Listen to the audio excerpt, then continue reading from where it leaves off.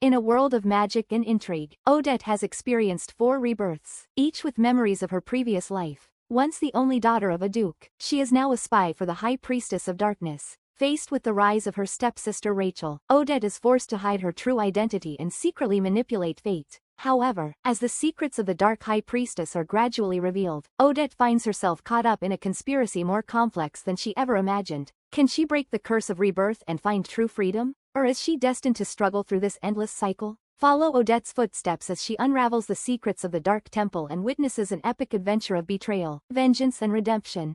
My life studying in the temple continued. It's more or less the same as my previous lives. I did not have to spend much time or effort completing my coursework. If I still couldn't master the spells after studying the same thing for the 3rd time, not counting the life I ran away across the sea, then I would really be a great fool. It's one nice day where I laid on my bed reading, patting Isabel, when the temple started shaking. I sat up and hugged Isabel close to me. Rochelle was breaking the seal. She had gotten hold of the first shard. It's really nearly time. Soon she would start her quest to find other shards. I went to my desk and wrote a note. I had to do my job as a spy. Isabel, I called the little kitten over. I need to pass this note to the high priest. I placed the note on the desk.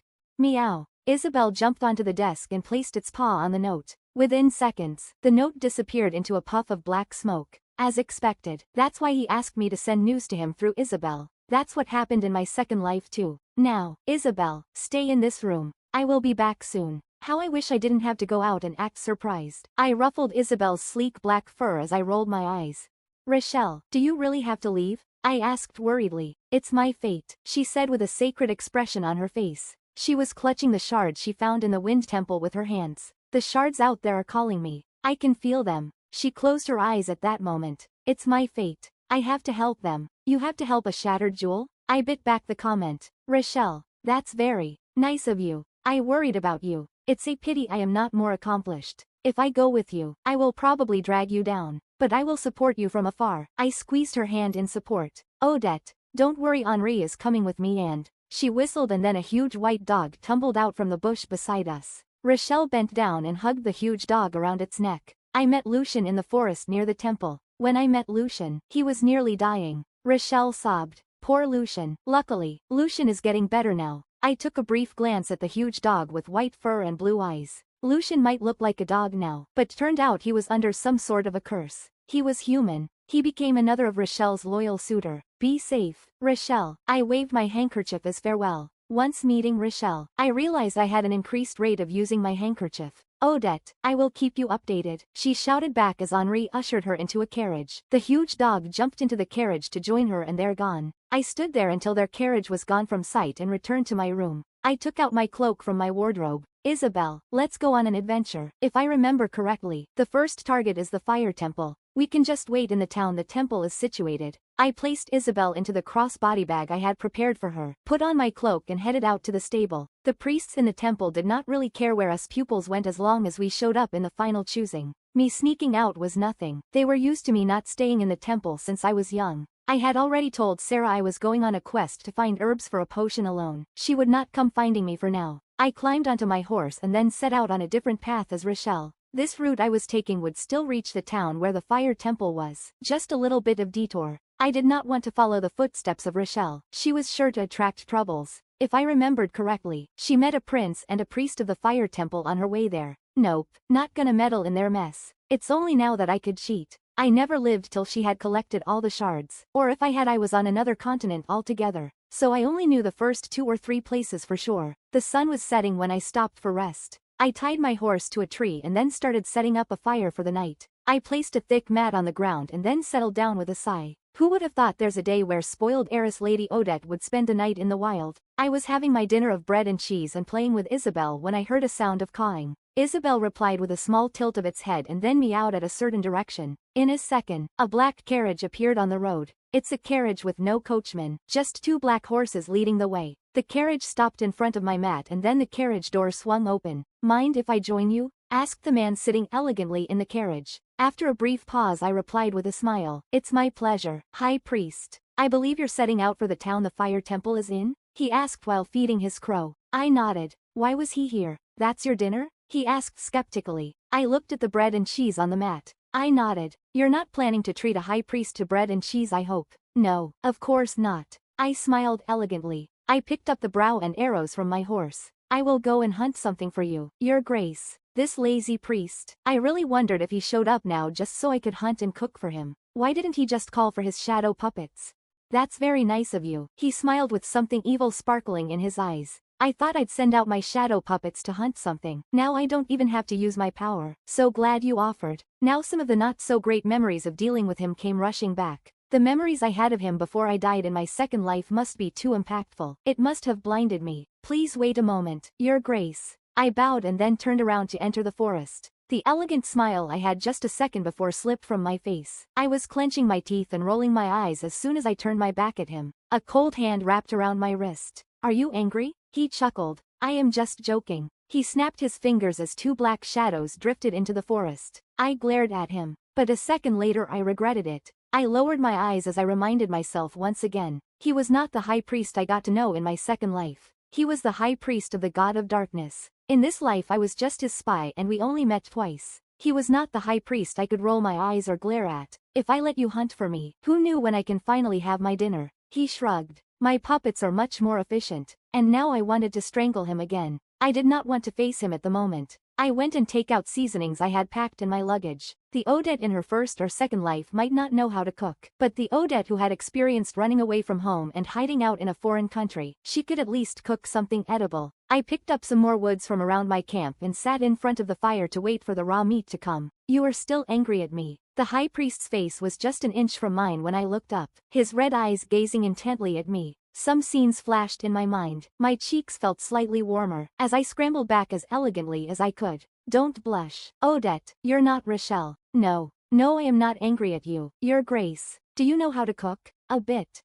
You either know how to cook or you don't. There's no in between. I glared at him. Then do you want to bet? A grin spread on his face. If you win? After a moment of silence I said, you take off your mask. His grin deepened. If I win? Then I become a pupil of the god of darkness. I raised my eyebrow in challenge. He burst out laughing. You seem very confident in your cooking skills. It's up to you to decide, Your Grace. At that moment, the shadows brought back 2 rabbits. Skin them first. I ordered the shadows. I don't want the blood to get on my hand. After the 2 rabbits were skinned, I started to prepare tonight's dinner. I started to roast the rabbit after brewing a broth with the rabbit. As I roasted the rabbit over fire, I covered my nose with my sleeve. After being burnt to death on a stake in my first life, I hated roasted meat. The smell of fire burning on meat and on fat revolted me. I could still eat meat, just not roasted. But there's no way to cook this rabbit aside from roasting it. Just brewing a broth was not enough for him. The smell of meat being burnt was getting stronger every moment. It got better as I was reborn life after life. But it's still discomforting to me. Then I heard a snap of finger and a shadowy hand took hold of the rabbit I was roasting. My wrist was once again circled by the cold hand of the priest and was pulled away from the fire. Let's wait here. The smoke over there is getting unbearable. But I haven't finished cooking. Your broth is more than enough to display the fact that you can cook.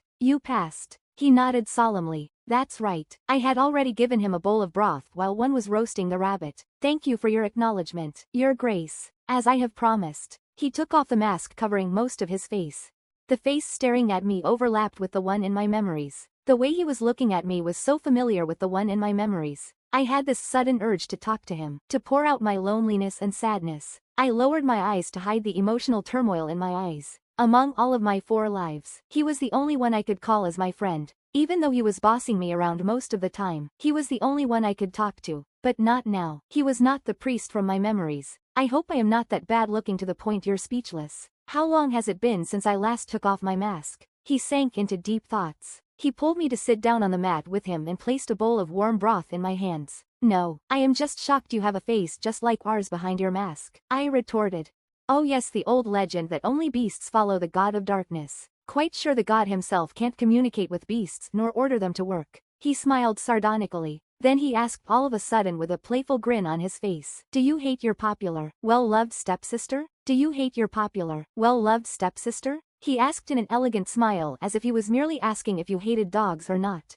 Do I hate Rochelle? I asked myself. When I was first reincarnated, in my second life. Definitely. If she hadn't showed up, I'd still be the pampered heiress my father cared for, even if I was just a tool to him. But he still cared for me. I would still be well respected by the society. Even if I was just a good-for-nothing pampered heiress, I was still the only child of the Duke. Once Rochelle appeared, Rochelle and I were compared at every single moment. I was no longer unique. I became replaceable. And then bit by bit, everything that was once mine was gradually stolen by Rochelle. Father's attention, my fiancé, even my respect among the society. I tried to get back what was once mine. I became hysterical in my jealousy. I could not even recognize myself. After my failed attempt in revenge in my second life, I realized Rochelle was just doing herself. I lost to Rochelle simply because I was not good enough. I did not even try to work harder to improve myself. Up till today I was still jealous of her. Jealous of her luck. Jealous of her talent. Jealous of how she was loved by every single person she met. Maybe that's why I tended to avoid her in this life, so that I would not be envious of her. I don't hate her.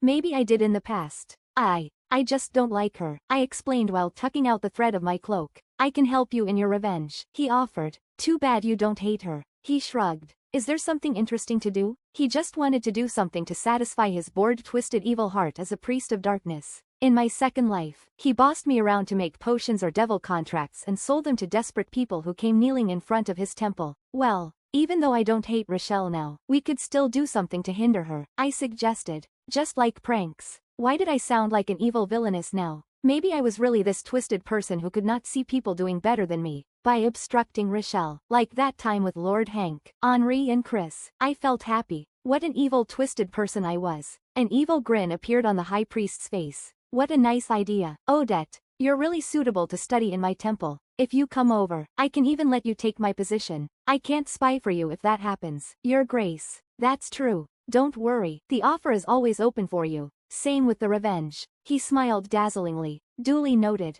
I lowered my head so that my hair would cover my red ears and pretended to smooth the crease on the mat. There was a moment of silence before I asked what was in my mind. Why is your Grace so down south? Do you have something to do in the south? In my memory, he had never once left his temple, except that time before my death. He had once said he was bound to his temple. The High Priest of Darkness was too powerful. Historical books cited that the High Priest could not leave the ground of the temple without reasons. As recorded in historical books, the few times that the High Priest of Darkness left the temple was when the continent needed saving. How ironic. Whether it be invasion of wild beasts from the border, the spread of a plague or internal wars for the succession of the crown. He smiled mysteriously. Do you know what those shards your stepsister is collecting are? This might seem like an irrelevant question, but I knew it wasn't. Those shards were powerful and they were treasured by nearly every temple. Rochelle had to fight those temples for the shards. The high priests of those temples hated her, although of course sooner or later they would bow down to Rochelle because of her charm and power. This is a hint. When you solve this, you'll have your answer to your questions. He stared at the moon and then said, as you know, the High Priest of Darkness cannot leave his temple. I will get a scolding if the priests of light get hold of this news. Those priests are nosy. The mask he had taken off earlier appeared, dangling on his hand. He patted me on my head gently and whispered next to my ear, "It's a secret between us." He smiled charmingly and put the mask back on. "Have a nice dream." He then jumped back into his carriage while waving. "See you soon." As the door swung close, the horses started to gallop. Slowly the carriage carrying him disappeared into the mist. I huddled down next to the fire and placed Isabel in my arms. He didn't even answer my question in the end. So does that mean he can leave his temple if he wants? Maybe at that time he just didn't want to save me. At least he showed up before I died. Some distant memories I wanted to bury appear in my mind. I covered my face with my arm. "Let's sleep, Isabel. Don't waste the protective ward the High Priest of Darkness set for us." And then I slowly drifted into deep sleep, hoping nice dream would really befall me, though I truly did not believe a priest of darkness could bless people with nice dreams. I did have a dream of my past, the night before my execution in my second life, the night where the High Priest came to give me one final send-off. I covered my face with my arm and groaned. Of all the things I could dream about, why that night? I stayed there for a few minutes and then I collected myself. I started to pack and placed everything back to my luggage on my horse. "Come on, Isabel. Let's set off." I was pretty sure I could arrive earlier than Rochelle, even this road took a bit of a detour. According to my memories, Rochelle first met a prince who was on the way to a temple for blessings. Then on the second day of the journey, Rochelle found a wounded priest on the road. Thus she spent some time healing him and taking care of him. That priest turned out to be a priest of the Fire Temple, so Rochelle could enter the Fire Temple without any troubles. I wonder if that priest ever regretted letting Rochelle into the temple. He was kind of responsible for the loss of their temple's treasure. Of course details of each life were slightly different as I acted differently, but the track of Rochelle's life was never far off, as if she was a character in a novel with all the plots planned out for her, and she was merely doing her job of acting them out.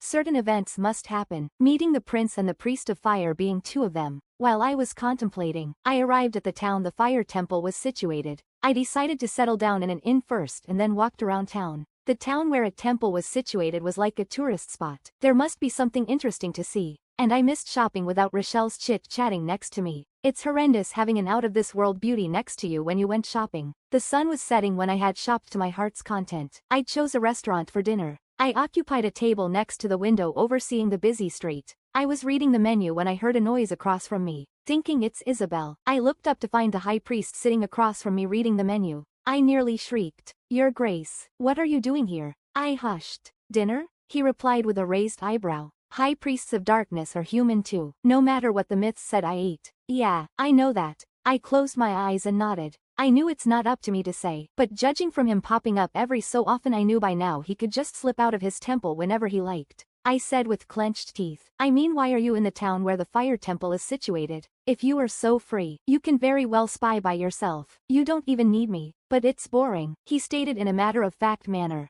"Boring stuff should be done by my underlings. If the boss does it himself, what are underlings for?" He smiled innocently. "Then why are you here, my boss?" As I said, I was bored. "So you came to find fun?" I buried my head in my hands. Why did he have to show up now? I nearly forgot the dream I had the night before, and then he had to show up, without even wearing his mask. Scenes I had pushed to the back of my brain seemed to be rushing back. Stop thinking. Stop thinking. Odette looked outside the window. Oh, the shoes being displayed in the show window over the street looked good. Look, that girl had a nice dress. The lace really complimented her face. I dropped the menu I was holding onto the table, tumbling the glass of water. Water was about to splash onto my dress. I should do a simple wind spell to solve the problem, but my hands were shaking. At the last moment, the high priest snapped his fingers and the glass returned to its original position. "Who did you see that scared you that much?" he asked while looking out of the window. "No, I am not scared," I said as calmly as I could, holding my trembling hands together. I was just shocked. I didn't think I would see her here. It's the girl who had stabbed me to death in my previous life. I had been pouring tea for Rochelle at that time, so I had my back to the door. When that girl went into the room, no one was alarmed. It had been a tea party. They all thought she was here for the party. When she walked towards our table, they thought she was here to greet Rochelle. And then she took out a knife. Rochelle hid behind me just in time and I was stabbed. Not just once. The feel when blood was bleeding out from my neck, from my back. The feel when my body turned colder bit by bit. I clamped my hand over my neck to comfort myself that there wasn't a wound there. "Odette?" The high priest's hand covered mine. "Odette, it's over. You're not there. It's over." I slowly regained my conscience by focusing on the hand covering mine. The memory of being stabbed to death was still very fresh in my mind, so everything that triggered such memory pulled me back to that time. My response would not be that huge as time slowly went by. Just like how I could tolerate burnt meat instead of throwing up immediately back when I was in my second life. I squeezed my eyes shut and shook my head to get the memories out of my head. Giving him a weak smile, I said, "I am all right now, Your Grace. Thank you. Just what is frightening you? The person who killed you in your previous life?" I nearly dropped the handkerchief I was pulling out from my sleeve, and then I remembered. He liked to make these kind of jokes. "What are you talking about, Your Grace? If I could really remember my previous life, I would not be such a loser now." I lowered my eyes and back to reading my menu. If he really wasn't joking, I would not know how to face him. I thought we were friends, but he never showed up to give even the slightest help in my third or fourth lives. Of course he was joking. He had to be joking. But why did I keep reliving this same life? This felt more like a curse, something a high priest of darkness could do. "Stop thinking. Odette, let's order, Your Grace." I tried to smile like how I usually did. I certainly hope I did. We were having dessert when the high priest suddenly said, "That girl you saw just now was the sweetheart of a fire priest. You stole her sweetheart?" He looked at me with disappointment in his eyes, as if he was disappointed in my taste of a lover. "I am not such a cheap person. I won't lead on people with fiancés. That's better." He nodded his head in satisfaction. "I can't bear my underlings being so distasteful. But you sold potions that made people look sick out of boredom. The goddess of love and her servants might like these kind of tasteless things more. Well then, Rochelle must be blessed by the goddess of love from birth." The high priest chuckled. I pity the fool who thinks blessings from the goddess of love is a gift. He took a sip of his wine and then said, so it's Rochelle who stole the sweetheart from that girl then. Rochelle is in the process of stealing her sweetheart, I amended. His smile right now was indicating how he was truly the high priest of darkness. I am sure you know what to do, my dear Odette. A leather-bound spellbook appeared on his hand. He pushed it to me. With an elegant smile, he was gone. Why, after 2 lives, this devil of a spellbook was back to my hands again? The high priest of darkness was like a capricious tyrant. He bossed people around. He got bored easily. He wanted people to entertain him. Of course it's not by singing or dancing. He was a priest of darkness after all. For someone that powerful, he loved to prank others.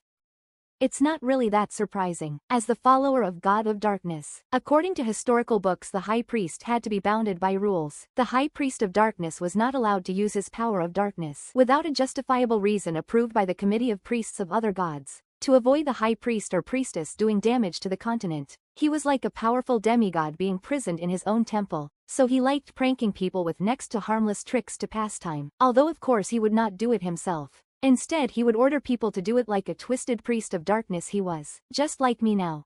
Now at this moment, I was starting to suspect that the high priest simply followed those rules because he wished to. If he didn't, he could very well break those rules, just like how he could sneak out of his supposed prison all these time.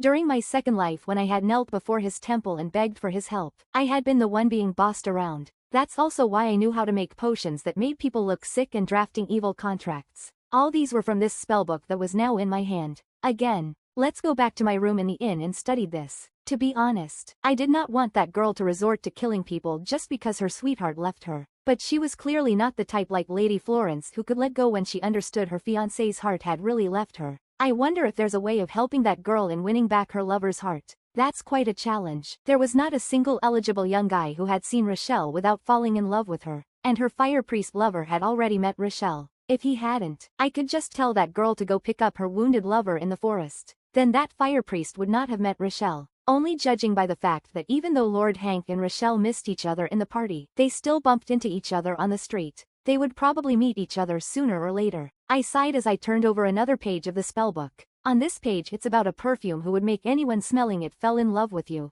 Sometimes I wonder if Rochelle had such perfume on her. Or else why would every single eligible handsome males on the street she bumped into fell in love with her? I wonder if the high priest would also fall in love with her if he was to meet her. Wait, he knew I had a stepsister. So that meant he had already met her? Was asking me to spy on her part of his plan to get to know Rochelle? Was I just a ploy for him to get closer to Rochelle? What was I thinking? Why did my heart feel a tiny prick? Without noticing, my fingers had crumbled the corner of a page of the spellbook. I tried to smooth the corner with furrowed brows. Why was I suddenly annoyed? I had this sudden urge to throw a temper. To throw this spellbook across the room. Like I was back to the time when I was still the ill-tempered lady. Meow, meow, meow. Isabel licked on my hand. Isabel, go and play on your... What? We have just separated for 2 hours and someone has already angered you? The man sitting in the dark asked in exasperation. His crow was standing on his shoulder. Why are you here? My mouth gaped open. Will you believe me if I said I was worried you might have nightmares? Nope. I am more on the side you're here to see how far I have came up with an evil plan. He walked over to where I was sitting and leaned over my shoulder to look at the open spellbook on my desk. Perfume that makes people fall in love. That's your plan? I have not yet decided. Oh really? Don't mind me. Keep going. He leaned by the window with the moonlight shining on him. But what had the perfume did to offend you so that you wished to throw the book across the room? The expression on his face now was so familiar with the one he gave me on the last night in my second life. Together with the dream I had the night before, it briefly disoriented me. Without thinking, I blurted out, "Have you fallen in love with my beautiful stepsister? Have you fallen in love with my beautiful stepsister?" I regretted it as soon as the question was out of my mouth. Must be the moonlight playing tricks at my eyes. It made me confuse this high priest in front of me with the one in my memories. I am just Joe. I stopped as I saw his expression. He raised his eyebrows skeptically, as if he could not believe I was that stupid. Odette, who am I? He heaved a huge sigh. The high priest of darkness? I did not understand where this was heading. And is your stepsister in any way related to the word, darkness? But don't people tend to attract to things different from them? And she's a beauty and every single eligible young man who lay eyes on her fall in love with her. What kind of romance novels are you reading? Throw them away. He crossed his legs and stared at me with his blood-red eyes and said with a smile, "If you have so much time to daydream, why don't you go back to the spellbook?" Too many daydreams are bad to your brain. I just didn't know what got hold of me a second ago. Why did I ask him such a question? He was a devil without heart. Any spells that could help that girl to recapture the heart of her sweetheart? Or at least show it to her that no matter what she did, her sweetheart had no hope coming back to her? I knew that perfume that made people fell in love with her seemed like a nice idea, but for some unknown reason this made me feel uneasy. It felt like I was controlling the heart of someone, the fire priest in this case. How about this? You seem to have a plan. The high priest took a bite of the macaroon being held by his long and lean fingers. Anger started to boil inside me. That's the box of macaroons I bought this afternoon for my tea tomorrow. But this guy showed up in the middle of the night and refused to leave. After a while, he said he wanted some snacks. What should I do in the middle of the night aside from offering him the box of macaroons? This annoying guy. Yes, I said with clenched teeth. He took another macaroon out of the box. The amount inside the box was dwindling. I glared at him. Care to share what's in your mind? I can't read your mind, except the dark emotions emitting from you. He smiled elegantly and picked up another macaroon. I wanted to kill him. I hope he saw this dark intention. Most of the men that followed Rochelle around fell in love at first sight. Most of the time, it's just a glorified way of saying they fall in love with her face. So what if Rochelle isn't the beauty she is? You plan to ruin your stepsister's face? Was that excitement I saw on his face? No, I didn't dare. If my previous deeds of sabotaging Rochelle led me to being burnt on a stake or being hanged, I think ruining Rochelle's face would lead me to even worse kind of death. I'd rather not try it. To add injury to insult, I would probably be reborn after that. What's the difference from undergoing tortures and then reviving myself only to torment myself again? I plan to use this spell to create an illusion in his mind so that whenever he looks at Rochelle looks like an average-looking girl. Let's see if his love persists after this. That's all? No. I will also offer that girl a potion that wipes all memory of the priest from her mind for 2 days. I don't think she will take it willingly. She will if I told her it's a test for her lover. If she suddenly stops caring for him, he'll realize how important she is. To make it authentic, the potion is necessary, so it's the guy suffering at the end of the day. He deserves it. I shrugged. Looking forward to your performance. See you later. With a wave, he was gone. At that moment, the sun began to rise. I stomped over to the coffee table for the remnants of my box of macaroons. That's when I realized the box was still full with only one missing macaroon. I could literally hear his soft chuckles. He was fooling me all along. After preparing all day, I had finally finished the preparation. Now all I needed was to place the illusion spell on the fire priest, Kevin, now that I had sold the potion to his ex-sweetheart, Doris. She was unsure at first, but now that words had it that Kevin was going to treat his newly made friend to dinner this evening. Yes, the gossip between Kevin and Rochelle had spread all over town. I wonder who was this bored. This made her wanted to test her sweetheart. I was sitting in a cafe to wait for Rochelle and Kevin. Oh, look who were the two slowly walking towards me. Henri was following closely behind Rochelle like a third wheel. Poor Henri. I pulled the fur cloak closer to me. When Kevin just walked past me, I mumbled the spell I practiced all morning at him. It's not a hard spell, it's just a dark twist to the elementary illusion spell we learnt when we were small. Kevin stumbled and then rubbed his eyes. That's when I knew the spell was in effect. Do you think Kevin will fall out of love? I asked the guy sitting across the table. His response isn't as hilarious as I have thought, he said with a bored expression. Just what are you expecting? I asked in exasperation as he shrugged in response. It's always like this. I did some pranks under his order. He just watched on with a bored expression. He never watched till the end. His attention moved on to something else soon after. He stood up and offered me his hand. Let's buy more macaroons. At the mention of macaroon, I fumed. I ignored his hand and stomped away. The illusion lasted around 1 day. During this day Kevin seemed to treat Rochelle more coldly. But as soon as the illusion was off, Kevin was back to being charming to Rochelle. While the potion I gave Doris lasted for 3 days. During those 3 days, Kevin never once visited Doris, contrary to how he treated Doris in the past. He just doesn't care about me. It's all that witch's fault. She lured my Kevin away. Doris cried hysterically. I am going to kill her. Are you going to kill every single beautiful girl that catches Kevin's attention in the future? Doris broke down at that moment. Here's the same potion but much stronger. You'll no longer remember him for the rest of your life. I placed that potion near the door to her house and then walked away. The god of darkness won't approve this, said the guy waiting at the end of the path. I don't need his approval. She won't succeed in killing Rochelle. She will just injure others and herself in the process. I brushed my neck unconsciously as if in remembrance. I was not pitying her. I just didn't want to be stabbed again. And whether to take that potion or not was her choice. Now I wonder if Rochelle's face was really charmed. Kevin was obviously less enthusiastic when he was under the illusion, but as soon as the illusion was off, he became mesmerized with her again. The high priest looked at me with his usual smile. He knew something but he was not telling me. That meant I should be quite close to the truth. But if it's charmed, why didn't anyone notice anything? Like Kevin, he was a quite accomplished priest. That's why he realized and broke the illusion spell just after a day.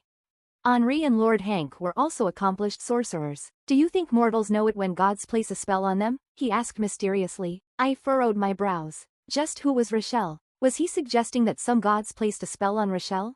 A charming spell? A cold finger tapped on my forehead.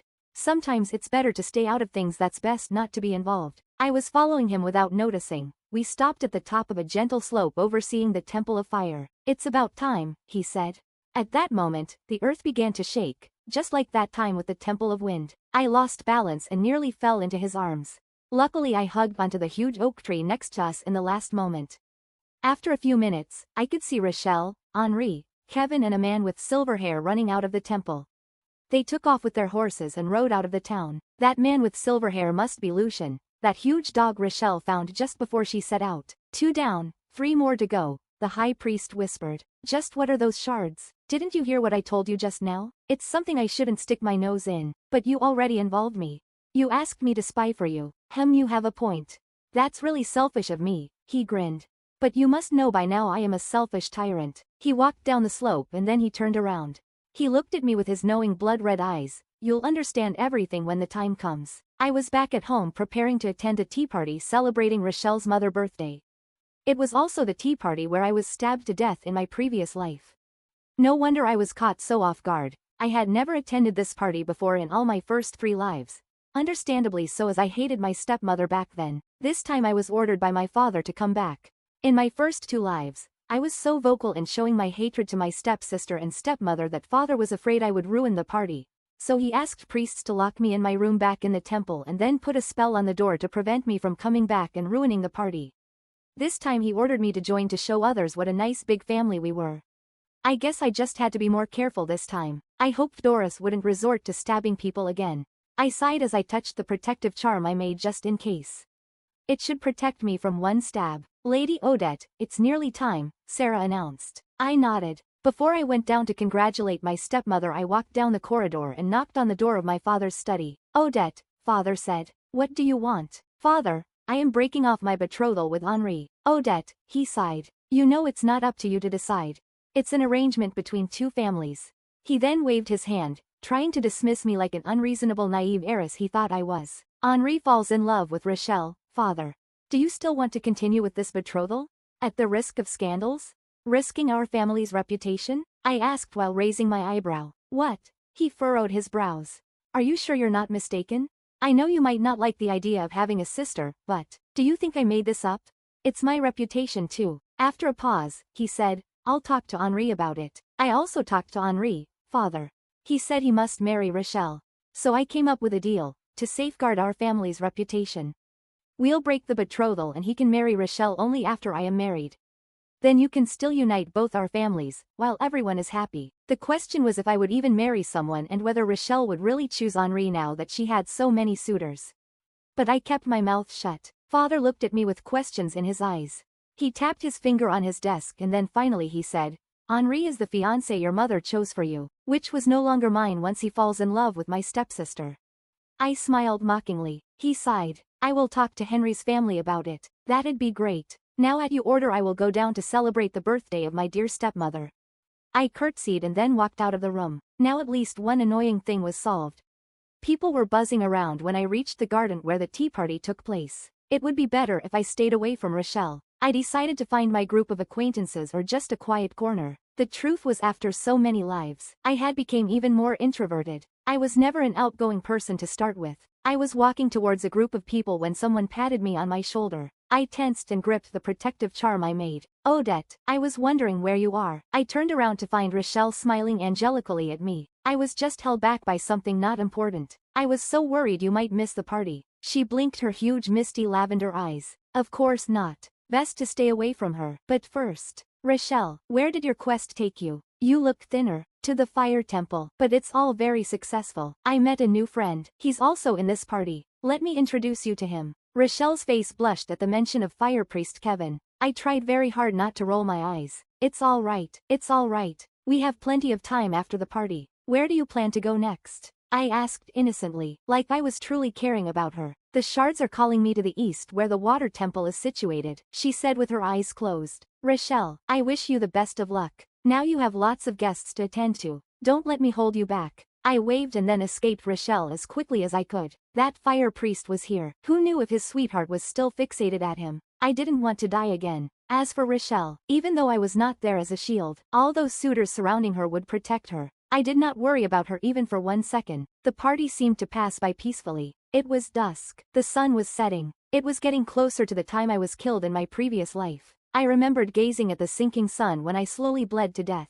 I hid myself in the shadows of the trees. I would have gone back to my room if father hadn't stationed servants at every entrance and exit, no doubt reporting to him if I sneaked back in. You seem very tense. Cold air blew over my right ear. I screamed when I realized I lost my voice. Do you want everyone to know I have come over to bless your stepmother? I doubt she'd be happy. The high priest of darkness walked out of the shadow he was hiding in and gave me a wave coldly. You. I realized my voice was back and continued to say, you nearly scared me to death. As I said, you seemed very tense. And then you had to scare me? It seemed fun. I glared at him. He's intolerable. I humphed. I didn't want to talk to him. Why are you here? I looked at him with the corner of my eyes. I was still angry, bored. He had not sneaked out this often in my second life. If his personality was any different, I would have suspected something. But he was still exactly the same as the one I had met in my second life. Selfish, easily bored, lazy and difficult to understand. Do you want to sneak out? Yes, of course. If I could I would have. My father's spies are everywhere.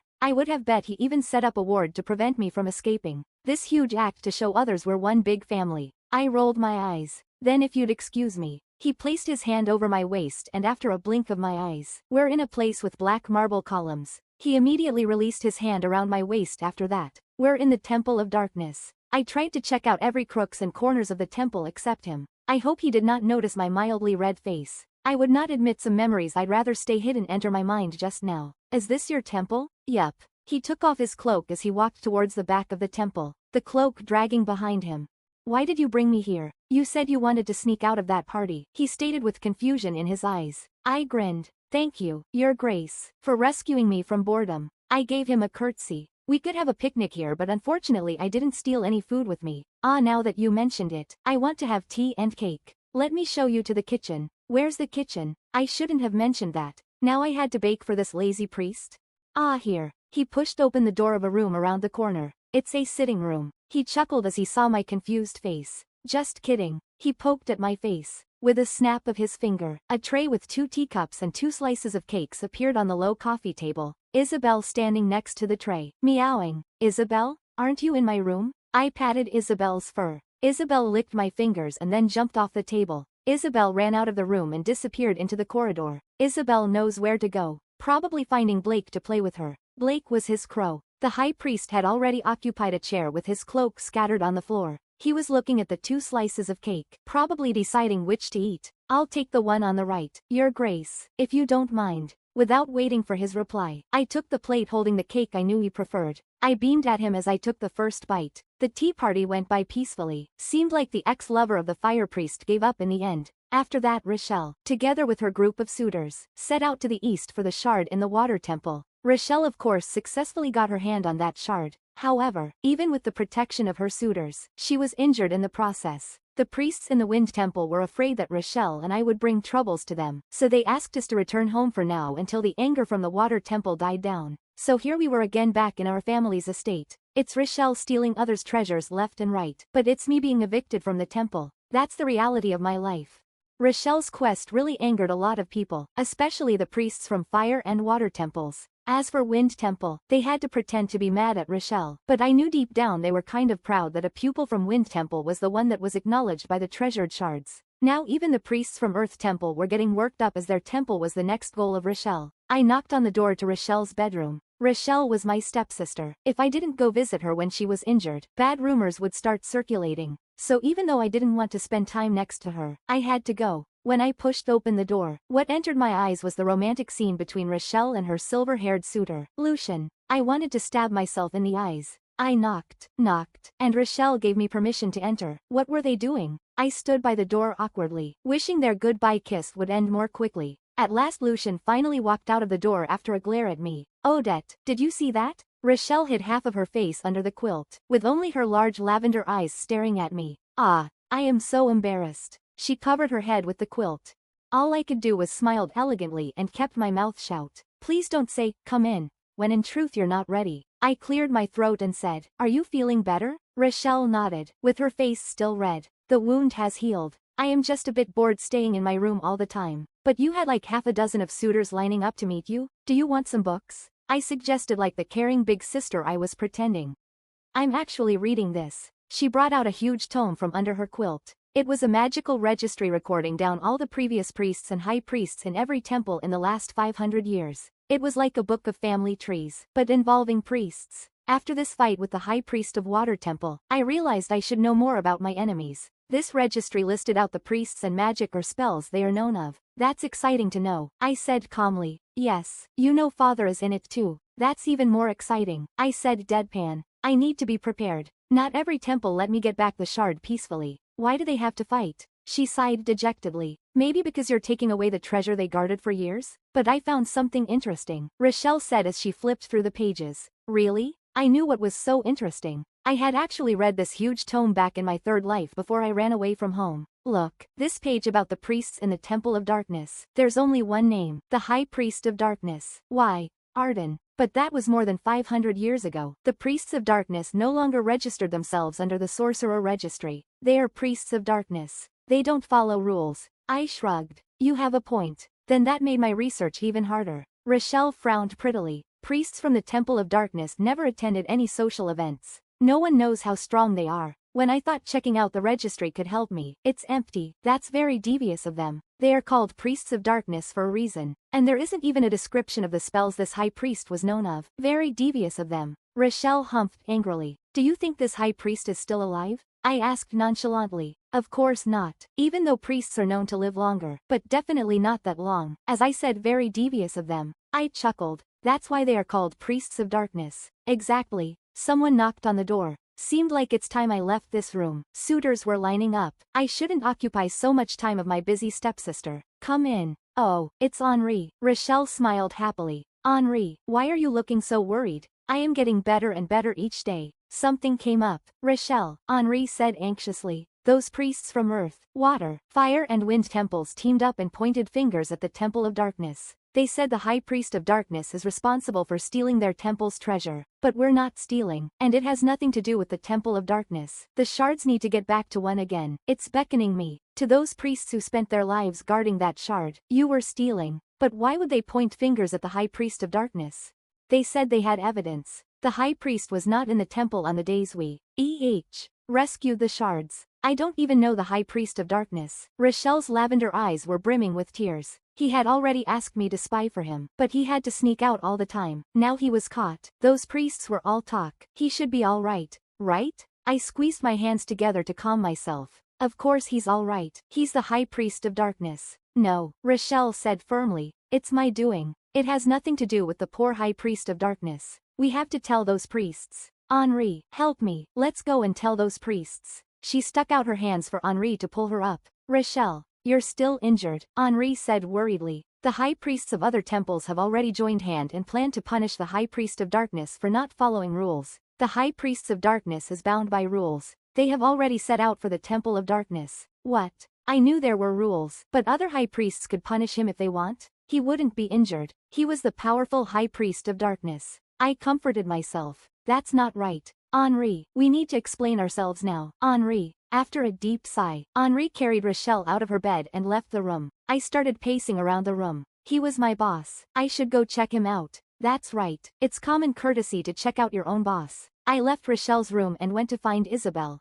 Isabel, we'll go find the High Priest of Darkness. I picked up Isabel and my fur-lined cloak. I wrote a note saying I had gone to see the sea. It's just a whim of spoiled Odette they were familiar with. And I set out to the stable. I needed to ride to the far north where the Temple of Darkness was situated. if I went there by riding, I'd only reach it after nearly a week. On the basis I didn't rest. In order to speed things up, I decided to use the transportation spells. They were set up in some big towns and they were expensive. I did not have a choice, did I? Isabel, can you go to the temple first? And see what's the situation there? Isabel flicked its tail once, but it remained in my arms. Isabel tilted its head in confusion and meowed. So he even stopped you from visiting? Let's go. I rode to towns with transportation spells set up and spent exorbitant amount of money for them. If he was not my boss, I wouldn't even have cared. He needed to pay me back. After 2 days, I have finally arrived to the far north. It was snowing. I looked at the snowy white mountain in front of me. The temple was situated at the top of this mountain. This was still exactly the same as when I had come in my second life. After another hour of riding up the hill, I had finally reached the temple.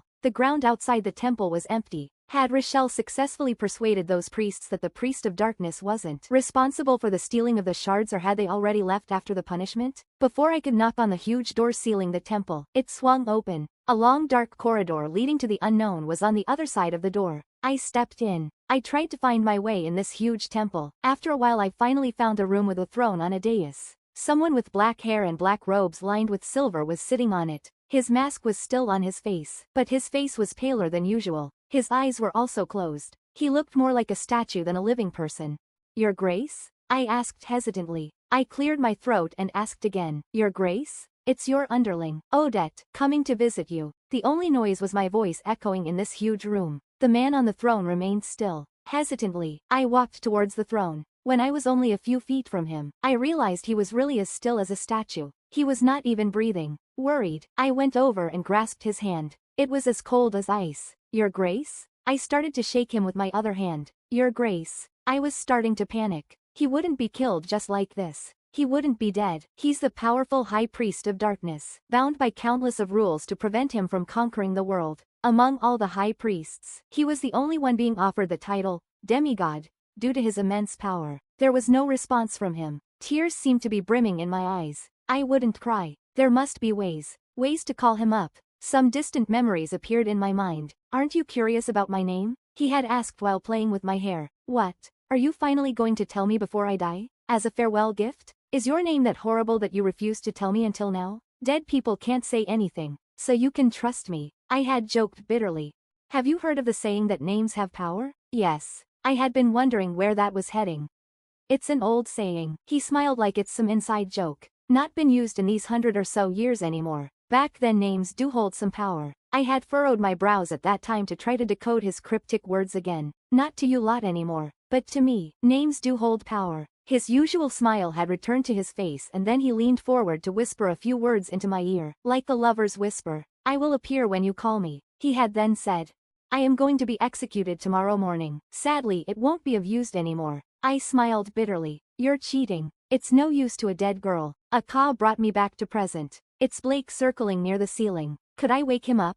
Eve, I called. Eve Arden, wake up. I grabbed his arm and shook. Tears were nearly dropping down from my eyes. Then, as if it's ice melting, his fingers moved and then his eyelashes fluttered. He finally opened his eyes. He raised his hand to catch the single tear that escaped my eye. I knew it has to be you. It's always you who wake me up from my sleep. He smiled. Now you can't say I'm cheating, can you? I widened my eyes as realization dawned on me. I took a few steps backward. My face first started to blush and then it turned paler and paler as time went by. So you knew, I said coldly. Are you the one who cursed me? The one who made me reborn again and again? Is it all a joke to you? Do you find it funny? To see me struggling and then getting killed again and again? The smile that's on his face a moment ago disappeared. He took off the mask hiding his face and said while staring at me his blood-red eyes. Yes, it's me.